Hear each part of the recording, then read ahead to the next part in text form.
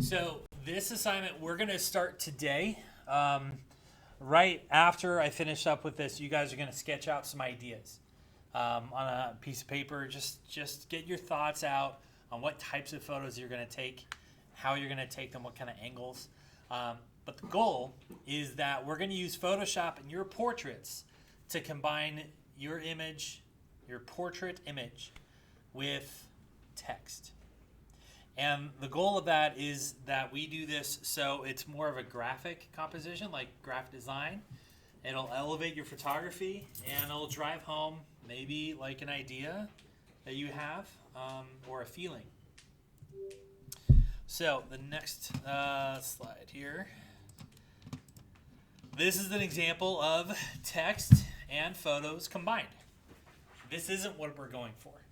You're not using your image just to put, a paragraph next to, or a title on the page, or just random pictures next to it.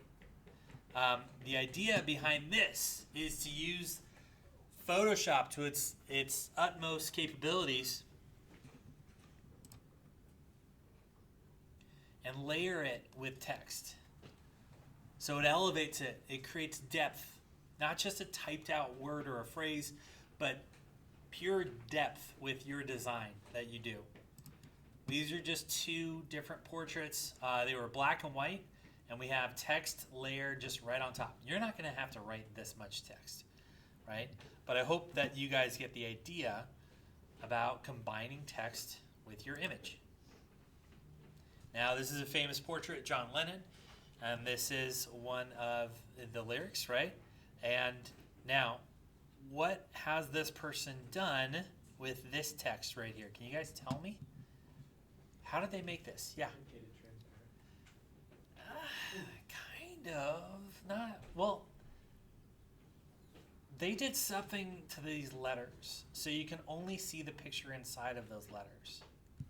Yeah. They made a mask. Nice. So they typed out the words. They put the words over here. Then they selected all this, the space and the words right here, and then they masked the image. So that looks really cool.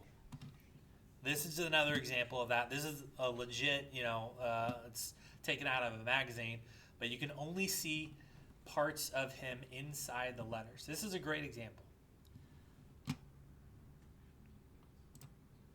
This is a student made one. This isn't as successful.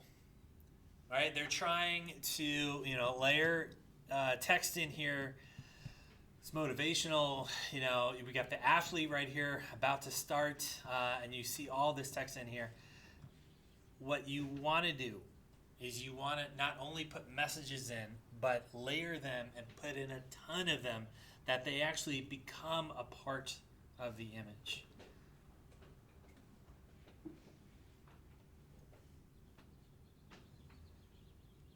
And this is another student example. Here's another one. This is like her first draft, right? She took a portrait of herself, and then she started typing all this stuff up here, and she even rotated the text around. And by the way, Mr. May's photo class, they did this last week, and they hated it because their program, they don't use Photoshop. And they literally had to type each word separately and kind of copy and paste it so it would go in the right format. It was crazy to hear him talk about it. I don't think even he liked that program for that. But you guys are using Photoshop. So not only can you type this out and rotate it very easily on different layers, you can add multiple layers with different type fonts to create that depth and color.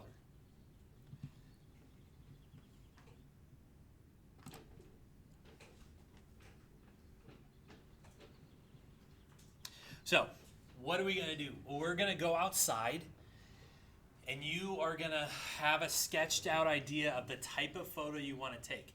Is it going to be a portrait shot just of your face? What's the back? Are you going to be interacting with the background at all? Is it just going to be you in front of a wall like this one? So you're going to plan out that shot and have your idea of whatever the text is written out.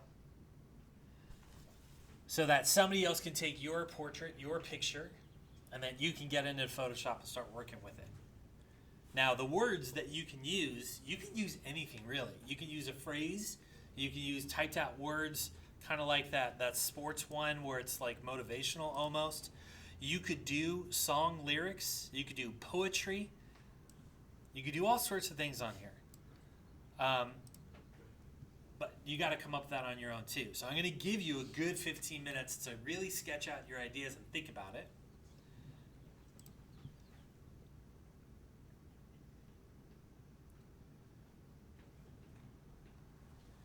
But the main thing is the text has to be a dominant force on your image. I think we can all agree this didn't really work. Okay, there's not enough text. Even the font choices don't really make sense. There's no depth to any of this. This one too, it just doesn't work.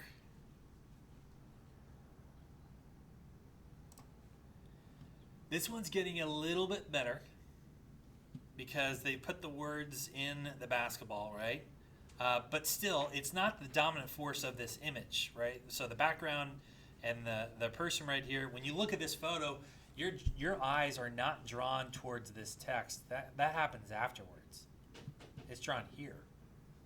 So I want you to think about how we can make the text and highlight it.